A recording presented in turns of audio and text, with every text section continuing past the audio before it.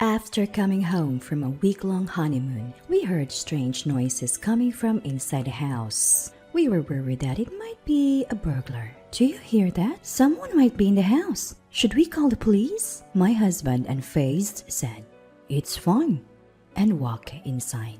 I followed him in a hurry and found mother-in-law and sister-in-law inside. Relieved it wasn't a burglar. I still couldn't understand why they were in our house. Apparently, they had taken the keys from my husband to look after the house while we were gone. We thought they would leave once we returned, but they showed no signs of doing so. "It's getting dark. Time for you to go." Oh, can't we stay a bit longer? Not only they did not leave, but they also took over the living room and started using our bathroom. I thought they would surely leave the next day, but even when I came back from work, they were still there. I couldn't take it anymore. I asked my husband to make them leave. He replied, We're all living here now. If you don't like it, you can leave. "All right," I said. Packed a suitcase with essentials and left the house. My name is Adeline, and I am 29 years old, magazine editor. I met my now husband Dave 3 years ago through a friend. With little dating experience, I was drawn to Dave, who was decisive and took the lead. He confessed his feelings, and after dating for 3 years, we got married. Whether choosing a new home or a wedding venue, he was dependable and made things run smoothly. Life was good with him, but I'd been stressed with mother-in-law and sister-in-law. Dave's father passed away 10 years ago, so it's just mother-in-law and sister-in-law who is 27. We kept our distance before the wedding, but now they become more intrusive. Mother-in-law calls almost every day asking us to increase her monthly allowance. Even $200 would be fine, she pleads. Since Dave is the only providing the money, I tell her to talk to him, but she blames me for not being able to increase the allowance. I also get lectured about not visiting their house often enough for cleaning and other duties. On top of that, sister-in-law visits us unannounced, usually when I'm cooking dinner. "Just making food? I'm hungry, so hurry up," she says, sitting on the sofa and eating dinner before leaving. Even after telling her to inform us before coming, nothing changed. Since they're Dave's family, I didn't strongly refuse expecting Dave to step in for me, but that hasn't happened. 6 months into our marriage, Dave and I finally had a chance to go on our long-delayed honeymoon. Our destination was Europe, where we unwound and enjoyed ourselves to the fullest, free from our usual stress. When we got home after a week of bliss, we heard noises inside the house. I felt a pang of fear, thinking a burglar might have broken in while we were away. "Do you hear that too? There might be someone inside. Should we call the cops?" Dave, unfazed, replied, We're fine. and walked into the house. I hurried in after him and found my mother-in-law and sister-in-law inside. Relieved that it wasn't a burglar, I was still puzzled about why they were there. Oh, you're back. "Welcome home. Where are my souvenirs? Did you get the bracelet I asked for?" There's no way we bought that. It's too expensive. As I stood there, stunned, the three of them continued their animated conversation. Why are you guys here?" "You're annoyed we're here, aren't you? Houses are vulnerable when empty. We stayed to protect your home. You should be thankful." Apparently, mother-in-law and sister-in-law had gotten the keys from Dave to house sit while we were away. I whispered to Dave, "You should have consulted me first." He responded, They offered to watch the place last minute. I didn't have time to consult you. I decided to let it go, figuring their presence had at least deterred burglars. But when I looked around, every room was a mess. Sister-in-law's clothes filled our closet. Items were strewn all over the living room floor. The living room was littered not only on the table, but also on the floor with all kinds of things, including clothes, bags, remote controls, and comic books. It was exhausting to think about clearing up, especially after traveling, but that wasn't even the main issue. Despite our return, mother-in-law and sister-in-law showed no signs of leaving. "It's getting late. You should head home." "We're family. Why bother about formalities? sister-in-law said, continuing to make themselves at home. I had hoped they'd leave the next day, but even after I returned from work, they were still there. I made it clear they needed to go, but they insisted. We're family, so don't bother about us. I was still doing all the cooking, cleaning, and laundry. So, Dave and I decided we have to ask them to leave when he got home. While cleaning the rooms, I noticed one of my perfumes was missing. It was a limited edition perfume that is not available now and cost over $300, so it was something I used to cherish little by little. In a rush, I asked my mother-in-law, and she had no idea about the perfume. When I confronted my sister-in-law, she said, Oh, I have that. And pulled the perfume out of her bag, but almost none of it was left. I had been saving it, and at least 60% was supposed to be left. It smells good, doesn't it? My friend said so too, so I lent it to them. She said it so casually without any remorse that I finally lost my temper. Why are you using it without asking? What you're doing is theft. Did anyone teach you not to steal? Seriously? I just borrowed it. Why are you making such a big deal? If you only borrowed it, will you give it back? Fine, but I used some, so half the price should be okay, right? I don't want money. I want the same item back. Wow, you're pretty. It's just perfume. I know your brand. It's not that expensive.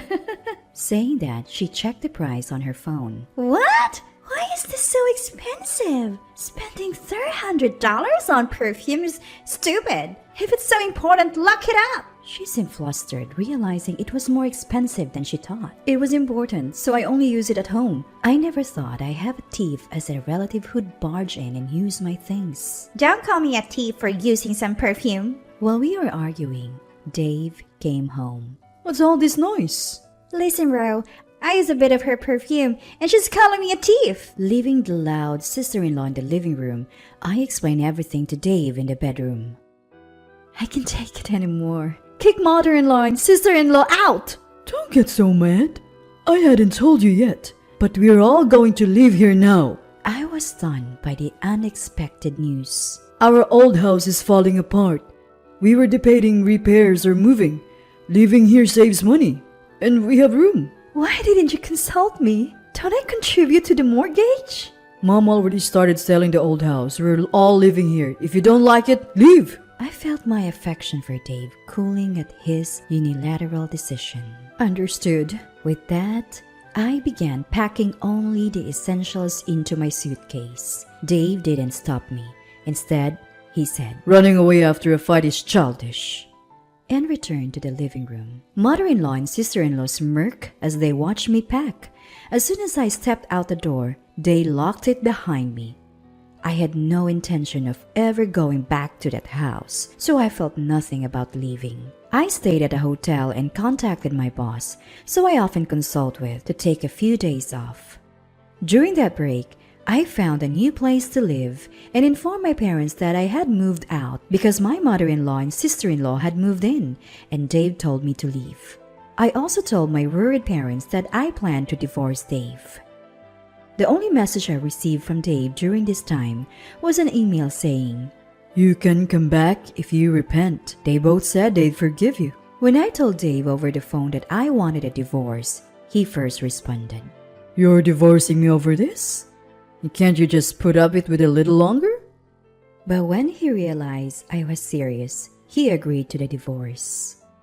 Things progressed smoothly after that, and the divorce was finalized within a few days. I wanted to end things quickly and sever ties, so I left the house today without any division of assets. Although we had been married for less than a year, the divorce led to concerned questions from friends and those around me. The old me might have said, It's nothing, and kept quiet. But I was over it and told everyone what had happened. Everyone was sympathetic and supportive, so I'm glad I spoke up.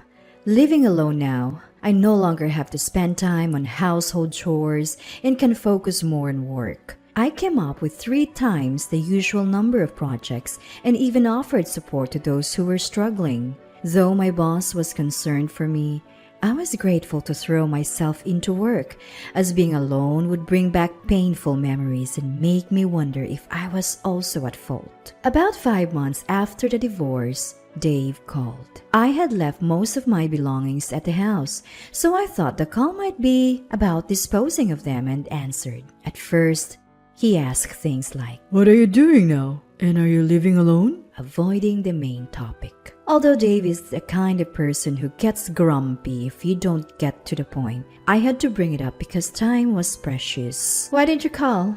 I want to get back together. I had no intentions of reconciling, so when I tried to hang up, Dave hurriedly stopped me. Wait, there's something else I have to say. What? I'm busy, so make it quick.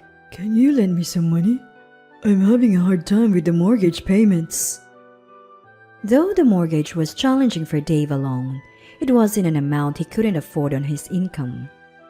It turned out that Dave thought he'd get a raise soon and would be able to maintain the house even after the divorce. However, the raise didn't happen, and he was told future raises would be difficult, so he decided to quit and find a new job. He thought he'd easily find a job with better conditions, but could only find places offering less pay than his previous job. I can't lend you any money. Please don't call me again. You're still single, right? No one's going to marry an older woman with a divorce history, so you're better off getting back together with me. Feeling demeaned by his comment, I responded, No, thank you. And I hung up the phone. I wondered why I ever liked such a person and felt disappointed in my lack of judgment. And so not just from Dave, but also from mother-in-law and sister-in-law, the calls kept coming. From what I gathered through their calls, they assumed Dave must be earning well since we bought a new house and had a grand wedding reception. They thought I was the one preventing Dave from giving them more money because he himself said he couldn't afford it. So they believed that if I were out of the picture, they could live comfortably. Turns out, Dave's salary was less than they expected, and they panicked, hence the frequent calls. While it's common to think that men earn more than women, I actually make more than Dave. I wanted to block their calls, but Dave knew where I worked. I was afraid they might call or even show up at my workplace, so I answered the phone once in a while. The conversations were always about money. He'd say things like, They both are spending too much and drain our savings. or They both started part-time jobs, but they're still not making ends meet. I thought if I told them I was also broke, the calls would stop. So one day, as usual, they said, We need money for upcoming bills. I responded, Actually, I'm leaving my current job. I'm pretty much depleted my savings. I need money more than you do. If you don't believe me, ask my coworkers. After hearing this, Dave said, I see. and hung up. As planned, the calls from the three of them stopped. When I talked about this with a mutual friend, he told me Dave's situation was worse than I'd heard. Turns out, the salary at Dave's new job is less than his previous one, and most of it goes to the mortgage. Not just that, sister-in-law had an affair with her manager and was fired when the manager's wife found out. At first, sister-in-law claimed she didn't know he was married, but it turned out she knew his wife was pregnant. The manager and his wife are divorcing, and it's now public knowledge that sister-in-law caused it. She hasn't found a new job and has lost friends. Dave is paying off loans and barely making ends meet. Mother-in-law keeps complaining that their friends have grandchildren, while her children are single and broke, leading to daily arguments. Our friend said, Dave thinks he's unattractive since the divorce, but he looks so run down and older than his age. There's no way he's getting any attention. Because I share the reasons for our divorce, this friend is the only person still speaking to Dave. He tells me everything because he has no one else to talk to. This is the friend who introduced me to Dave. I feel responsible for introducing you too, and besides, Hearing about Dave's life is sort of entertaining, he said. He's also making sure Dave doesn't get near me again. As for me, I recently co-founded a web magazine company with some old friends from school.